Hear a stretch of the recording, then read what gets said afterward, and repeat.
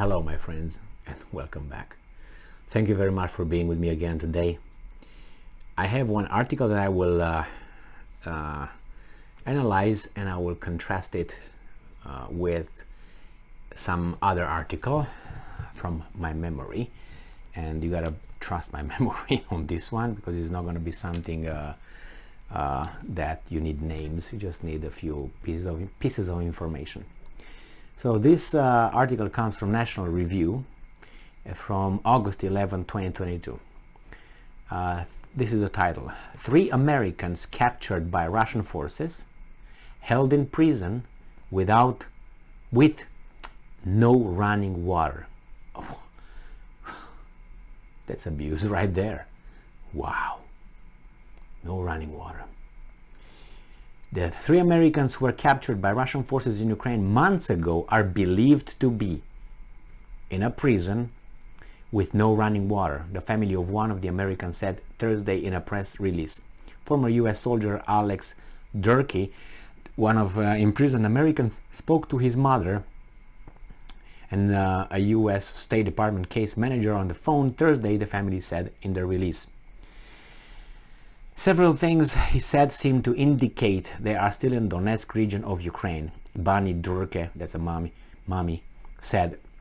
When he was able to call 2 weeks ago, he said they have been moved to an actual prison, so we weren't sure if they had maybe been relocated to Russia, but now I don't think they are. Okay, so this man volunteered to fight the invading Russian troops alongside Ukrainian soldiers.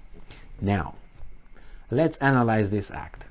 So these are Americans, okay? They are Americans who live potentially can live a civilized, very civilized and cushioned life in this rich country that allows you to have opportunities. That's what allows, and your opportunities start way higher than in other countries' opportunities. Every country has opportunities, more or less, but the level where you start the opportunity, like for instance, I have opportunity to get a job in, let's say, Zimbabwe, real Zimbabwe. All right, I find a job, but that job, let's say, as a laborer.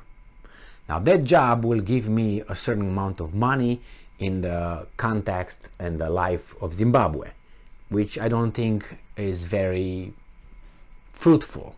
Let's put it nicely. Now imagine you're in the United States and you find a job as a laborer. Now again, it's not very fruitful, but potentially the money that you get, and if you take care of stuff and you don't consume, use the money and spend it stupidly and so on, you can have a much better, I'm talking about financial life, than the person in Zimbabwe. I don't think I see something very absurd, not very absurd in any way, or illogical. Or you take Romania if you want. You take other countries, I don't know, Bangladesh or something. You start from a different level. So this Dwerke, or the 3 Americans, had potentially been able to have a nice cushioned life here, just to follow the rules. Work hard, don't spend, don't have kids out of wedlock, and so on. Then they decided, because of values that they have, good or bad, that's their choice, they went to risk their lives for some values outside of themselves. Those were for Ukraine, not for money, because they're not mercenaries. If they were mercenaries, they wouldn't be on the phone, that's for sure. So these guys went over there, and they were allowed to call and so on. So they went over there for some values and some things outside of themselves. So that's also already something, an example of a, I want to say, superior person. Because if you think only about yourself, that you're a selfish, limited person. But they thought about other people, ideals, and so on. That's very I admire that. All right. So that's one thing. Now, I don't know. I mean, so far, I don't think they did anything wrong. They went over there. Those guys were attacked by the Russians. Blah, blah. They went over there and they risked their lives. They got caught. So they tried to do something great. They got caught, and now they are under these circumstances. Bon, that's the thing that I have so far. No water. The thing with no running water for me is this. You are in a prison, in a war. Next one is going to be you're upset that you don't have pedicure done, or you don't have hot water, or 3 showers a day, or 3 meals a day. Beat it. Come on. Yes, I mean, but I don't have running water. Coke and cigarettes every. So put them aside. Now we take the example of that woman basketball player. Ooh. What did the US do to release or to force or to exchange those three guys that are over there, who are fought for someone and for something outside of themselves, better, superior, ideals, versus this piece of beep who tried to enter another country with smuggle drugs. She got. I read an article. She got a contract in Russia for 9 years now. So they hired her with a contract for 9 years. She got 9 years and a half, I think, in prison over there. Right now, Secretary of State Bolton. I'm still with Bolton in my head. Blinken. Bolton is smarter than Blinken. Blinken is really like a deer caught in a flashlight. So anyway, Blinken is really bottom feeder. So anyway, Blinken did not speak with, Blinken did not speak with Lavrov for a long time, I think since Russia invaded Ukraine, let's put it bluntly, all right?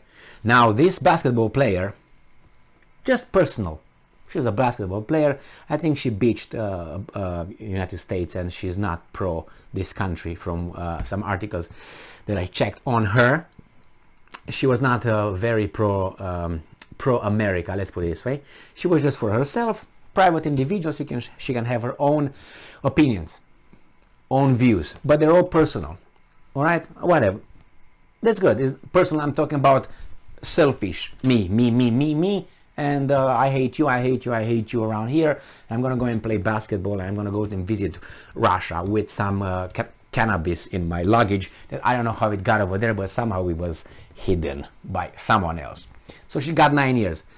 Blinken called Lavrov for exchange, prisoner exchange, for this piece of beep with that merchant of death, angel of death, whatever Russian mustache guy, and others. They went and begged the Russians and still communicating with them to negotiate how she can be swapped. But these three, no. This is how probably Blinken spoke with Lavrov. Hello, Lavrov, how are you doing? Hey, okay, been better. Hey, I heard that you got 3 American fighters over there, yeah? Duh. Okay, well, can you tell me, are they white? And Lavrov, duh. Okay, I gotta go, Lavrov. Talk to you later. Ciao. They're white. I think that's the way it went. All right? You got my point? So I'm very upset about it. Blinken did not talk to Lavrov for 6 months for anything related to the prisoners, to anything like that. He picked up the phone and desperately calling Lavrov for this basketball woman. Pappy, boom, bam, bam, bam, boom. This is America. So do I expect my rights to be respected here and to be equal representation and equality? No, now it's equity. Now this is equity right there. This is an example of equity. Good luck. Welcome to America. Thank you very much. 21st century. Thank you, but it's not going to last long. I guarantee you. I guarantee you. Thank you very much for being with me again today. Stay strong, stay smart, look for the truth, and be just.